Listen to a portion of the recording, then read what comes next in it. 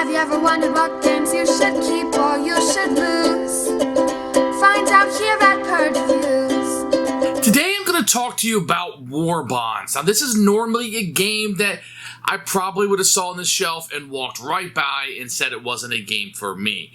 It's in my collection. I thought I was going to try to play it, try to get through it. Now the rule set is intense. This is a big rule book, especially for something I'm going to play. Now, I have played games with big rule books. I like heavy Euros, and I'll play through those. Lisboa games. But war games is kind of a blind spot for me. I like Memoir 44, and I like some of those games that come in, but they're definitely on the lighter side. I've played Fire in the Lake, which is a coin game. I played that at a con before, and I was able to jump in and play through it and enjoy it quite a bit. But those kind of have a Euro feel to them, even though they're war games, as does something like Root. Warbonds takes a fantasy theme and gives you a lot of experimentation in different characters, different abilities, upgrades, and 3 unique ways to win the game.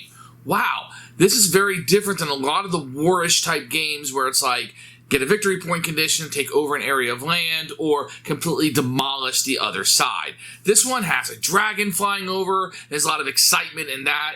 I should start out, one of the things I liked about the game quite a bit is the character uniqueness. Each character is going to play a little bit different with a different win game condition, and it's going to have different attributes, which is going to mean your plan will be differently as you go through with that.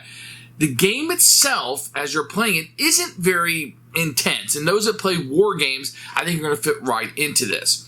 There is a goodness about the theme that it isn't like World War II, where there's actual people die. Like, we know people, our grandparents, and our grandparents knew people that died in World War II. This takes it more into, I don't want to say abstract, just themes it out with a fantasy theme so it's not so realistic. And I think that opens up or branches perhaps who might play this game if there are some people who may feel a little weird about killing humans or being in that.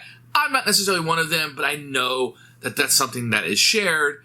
They may not want to go into just killing people, but this fantasy theme may be okay to come in and do that in. It's definitely not set in the real world, all those things work like that. Now there's evil characters, good characters, neutral characters, just like you're going to see in real life, they're all going to be in this game.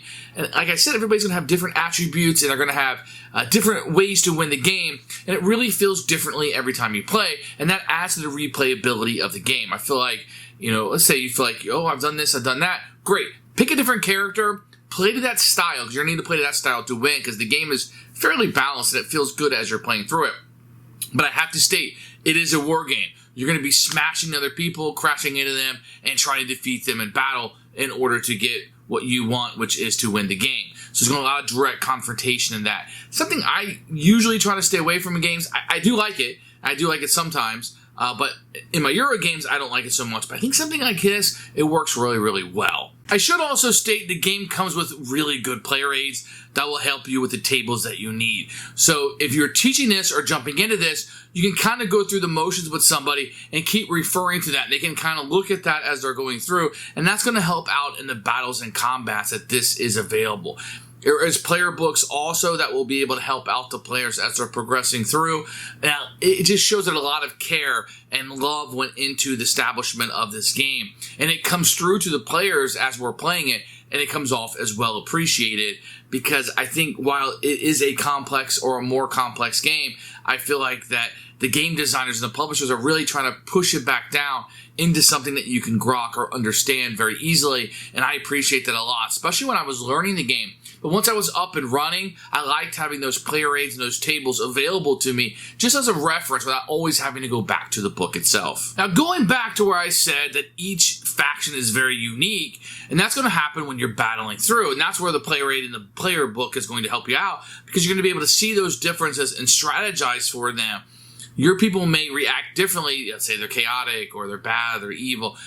The damage and the way that they attack and kind of react to those type of people are going to be dictated by the actual character traits. I think that's really, really neat, and it's a good bonus to the game. But that delivery of the player aid in the book is going to help you out a lot.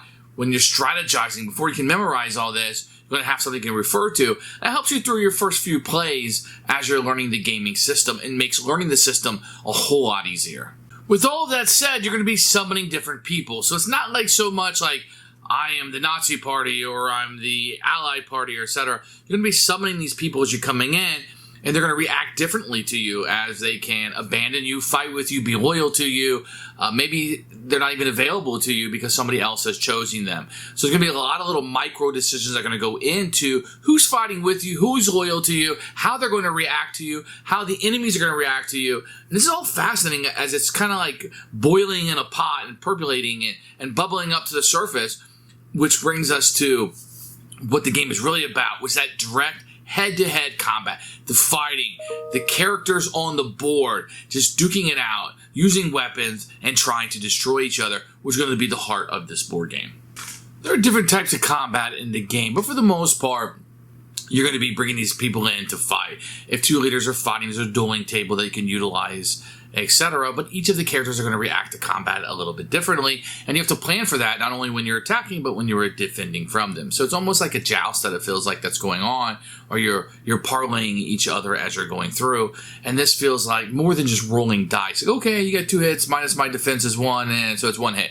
It feels a little bit differently then. It almost feels like a chess match or one of those jousting matches that are going on as you're going through the combat. And that's really where the game is going to live. I don't want to explain it too much as it's very detailed and it kind of goes beyond the scope of what this video is intended to be. But just know that the combat is very interesting. It's very different than the card play or just dice rolling that you see in a lot of games. There's a little bit more of a matchup of the wits that are going on here. And it's much appreciated. And I think it elevates this game above what it could have been with a lesser combat system. Due to the fact that there's not just random dice rolling or card play for combat, it creates a strategic environment that the players are going to be able to live in. It's going to be breathable, and you're going to feel like what I am deciding to do is really dictating whether I rolled a 6 or not isn't important. It's going to be my decisions that are going to bring forth whether I win or lose the game. And that's a strong element of this game. I have to eagerly admit that Warbonds was a game that I really, really enjoyed. I'm not a war gamer. I have played like He-Man, Fields of Eternia. I think that's kind of mission-based. I played some Memoir 44. Like I said, Lake of Fire a little bit. This is something out of my wheelhouse and something I really wouldn't have dove into very often. But because of the uniqueness and the abstractness and the asymmetrical feeling and how it isn't just dice rolling, it is something that really brought me into it and one I can highly recommend to gamers to play. This is what I kind of stumbled across. I think I've had a really good time with it. It's one I would open up and say, look, it's a little more complicated than something like Memoir 44. It's going to have a little bit more deepness to it, but that experience is going to come out when you're playing it, and I think you're really going to enjoy this one. This is a game that I highly, highly recommend, and that's Warbonds.